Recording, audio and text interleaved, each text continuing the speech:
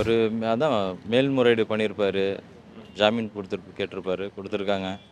இனி அடுத்து என்ன நடக்குதுன்னு பார்ப்போம். அவர் மேல ஊழல் பதிவு குற்றம் தான் வச்சிருக்காங்களே தவிர, அது உறுதியாகலைல்ல. அது பார்த்து அவங்க என்ன சொல்லுவாங்கன்னு பார்ப்போம். செந்தில் பாலாஜி வந்து இவ்வளோ நாளாக 471 நாள் உள்ளே இருந்தார். அவர் பல விதமான டார்ச்சர்லாம் பண்ணாங்க. பிஜேபிக்கு வர சொல்லி டார்ச்சர் பண்ணாங்க. அதையெல்லாம் அவர் வென்று திமுக தான் எனக்கு அப்படின்னு சொல்லிட்டு இன்றைக்கி வெற்றிகரமாக வெளியே வந்திருக்காரு. எங்களுக்கெல்லாம் ரொம்ப சந்தோஷம்.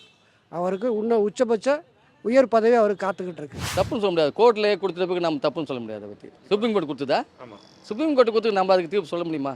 அது அவங்க சட்டப்பூர்வமாக என்ன பண்ணுவோம் அதை பண்ணுவாங்க. சுப்ரீம் கோர்ட்டுக்கு சொல்கிறது நம்ம தனியாக கருத்து சொல்லக்கூடாது. தப்பு அது.